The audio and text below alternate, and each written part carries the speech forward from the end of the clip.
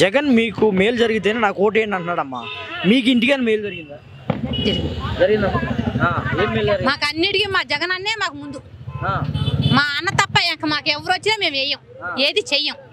అది మా అన్న కోసమే మేము పోరాడుతున్నాం. ఇంతమంది ముఖ్యమంత్రులు వచ్చారు, ఎవరన్నా అన్న అన్నారా మీరేమన్నా? అబ్బా లేదు, మా అన్న ముందు జగన్ అన్న, ఆ అన్న తర్వాత ఏదైనా. ఒక ఇంట్లో సభ్యులు చూస్తున్నారు మీరు? అవును, జగన్ ముఖ్యమంత్రిగా చూడలేదు. అంత ప్రేమ ఏంటి జగన్ మీద? అంత ప్రేమ. మా అన్న దేవుడు, మా అందరికి మా దేవుడు ఆయన. మాకు ఎట్టైనా మాకు రోడ్డు ఎక్కిచ్చాడు, గట్టెక్కిచ్చాడు, మాకు అన్ని చేస్తున్నాడు మేలు. చంద్రబాబు మీకు అన్ని ఇస్తా, ఈసారి జగన్ కంటే ఎక్కువ ఇస్తా అంటున్నాడు. ఎవరు? చంద్రబాబు.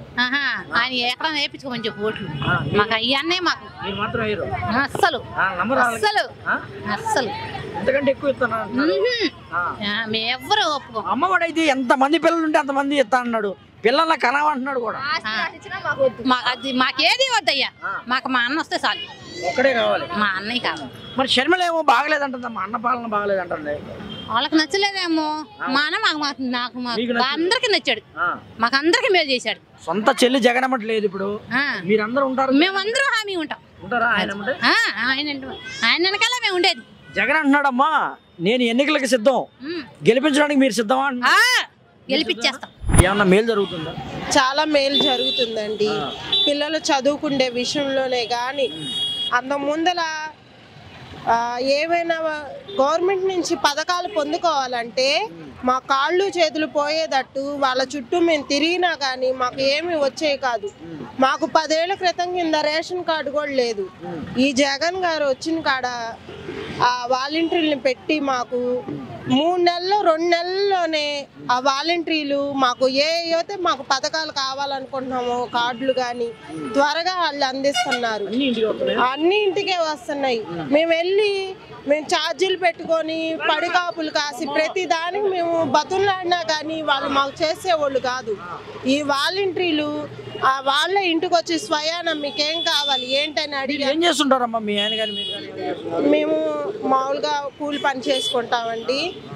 కానీ పిల్లల చదువుల విషయాల్లోనే కానీ అమ్మఒడి పెట్టి చాలా హెల్ప్ చేశారు. మా లాంటి వాళ్ళు మా పిల్లల్ని చదివించుకోవాలంటే చాలా కష్టపడతాం, కానీ అమ్మఒడి పెట్టి బిడ్డల్ని చదివించుకోవడానికి కూడా చాలా సహాయం చేశాడు ఆయన. ప్రతి ఒక్క విషయంలో జగన్ గారు చేసినట్టుగా ఎవ్వరూ చేయలే. ఈ ప్రాంతంలో మహిళలు కానీ మిగతా వాళ్ళు కానీ ఏమనుకుంటున్నారమ్మా? వచ్చే ఎన్నికల్లో ఎవరిని గెలిపిద్దాం అనుకుంటున్నారు? జగన్నే గెలిపిస్తామండి మేము. అందరూ అనుకుంటున్నారు. ప్రతి నోట జగన్ అన్న చేసినట్టు పరిపాలన ఎవరూ చేయలేదు. అంతకంటే ఎక్కువ ఇస్తా అంటాడమ్మా చంద్రబాబు. లేదండి, నమ్మలేము మేము. ఎందుకంటే ఆయన చేస్తామని 10 ఏళ్ల క్రితం కింద మేము చూసాం ఆయన్ని.